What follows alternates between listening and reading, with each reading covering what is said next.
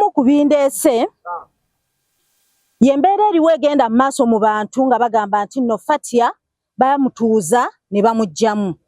Ekituufu kiri nti mbuulira Banakawempe South nti Fatia oli ne wanajja nga ntuuza atya nze najja ku lwa bulumi bw'abantu.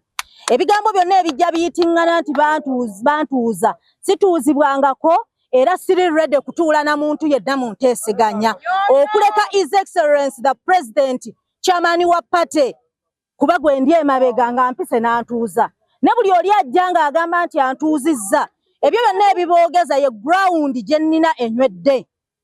Era yo bulumi bw'abantu obwandeeta balaba nga ground ekutte oli n'agamba nti nno namugjamu. Siri ready ku withdrawinga era ndi ready ku standing awamu n'abantu bange abalina obulumi paka mu parliament. Ensonga ezimu ezibaddewo nga zeekuusa mu bulimba ne mu mbeera egamba nti abakulu be baleeta ba opponent wange.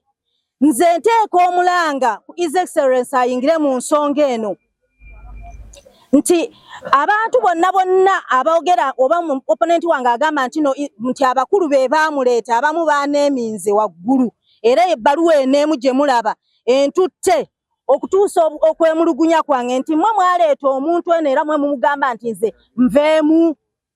Eno ebbaluwa ntuukidde ewa Secretary General n'ewa Chairman Electoral Commission bonna mbawaddeko copy n'ewa Chairman Haji Kigongo ng'alaga nti tatuuzangako muntu era tamuleetangako.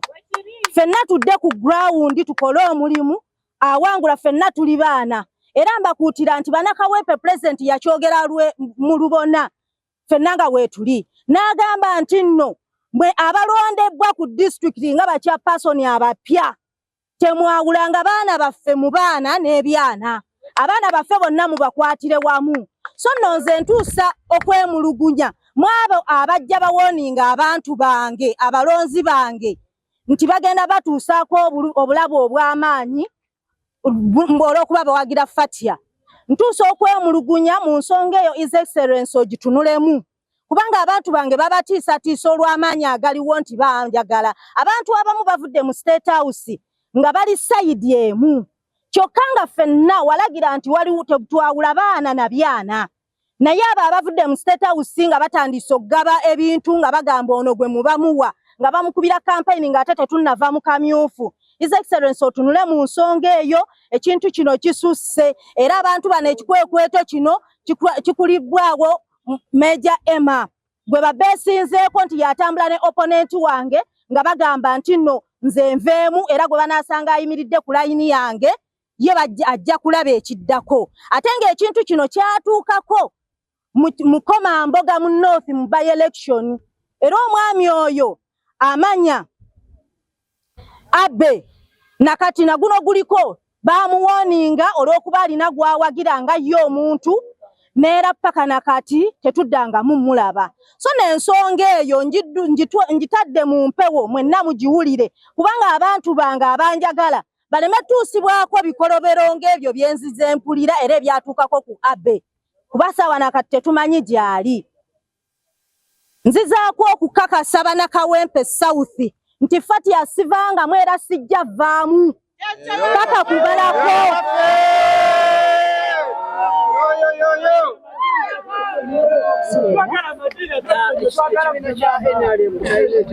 Ku nsonga eyo obuzibu obwajja nti Chairman waffe owa district era y'omu yazze gwe neesimbye naye ku party kati tewali asobola teekateeka programu ezo okugenda mu maaso kuba naye yeesimbyewo candidate era ye yasooka okukola withdraw n'agamba nti ye tagenda kujja mu general campaign era jjukira n'asigala nga akikubye naguno guliko bonna ba committee abaliwo ba administrator ne committee ye yonna ya district followinga ye kyayogera kye bagenda nakyo tewali gwe bawuliriza yenna. So ne bibanga birinnyibwamu era nangirira okuva n'olwaleero nze nange nziguddewo nga munnange we yakuba buli kimu nze nziguddewo campaign zange eziri open ngenda tandika campaign za ground kubanga ne opponent wange yakivaamu atera ye chairman wa district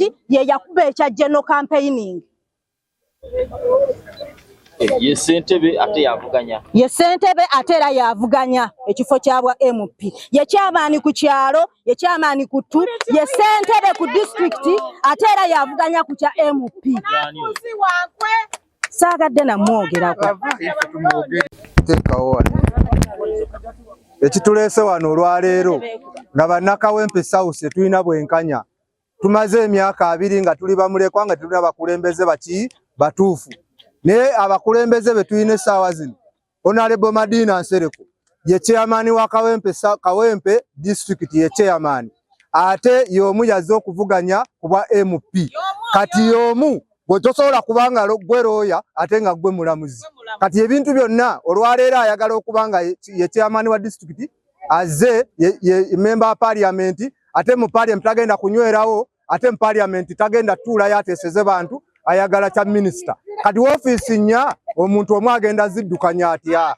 Kati ye amaddu amangi President Museveni bino ebigambo mbikugamba buli kintu kyonna okikoze wali mu nsiko wagamba buli munna Uganda oyagala omwaka kadde ka ssente yekulaakulanye n'ogamba ebigambo bino wammanga nti buli munna Uganda ogenda muteerawo ebintu by'onkulakulana buli kimu okikoze ne President Museveni obulamu ekintu ekinze kyenkubanja kukwata babbi abo obakwata obasibe ebyobugagga byonna bye bayina obiwambe sente ezo zidde ku projekiti ze zalina okukola ate kyetaaga President Museveni okuba n'olwaleero okke ku gulawundi onoonyereza abantu abo wa ofiisi bazikozesa bubi. Nze nina okwemulugunya kwange Kawempe South nti tetulina bakulembeze batuufu balumirirwa abantu wabula beerumirirwa bokka. Museveni tuno yakaluka Museveni tuve kwerumankwe ono omukyala yatwawuddemu nnyo Madina Nsereko ayawuddemu movement Kawempe era tusaamuzeeyi bw'aba asobola amugye ku kifo kyalimu ye yefudde n'ekyemalira ayagalibwa MP akabwa Ssentebe kati ye Ssentebe ate ye MP ate ye kamisona kati awo biki ayagala olumubbi bubbi yajja kutubba ebyange. Ekyenyiza gamba kimu His Excellence tukwagala nnyo gye tuli omukyalo ono Honorable Fatia muto ku Madina naye yatambulanga naye ze naliko mu meeting za mirundi 2 n'atulaga omwana ono nti gwe tulina okuwa akalulu naffe ne tubeere mabega w'omwana ono by the end of the day n'avaayo n'agamba nti ate yeesimbyewo ekitasoboka ffe tetukyusa be baba wanka nga bayimiridde n'okugulu kumu tebasalawo babeera mu nuupu baddamu NRM naye kyatulaga kye tuba tukola waba tawagidde Fatia n'awagira ndi zaaliddeko ziri mala aleke n'omwana omuto aliyeko.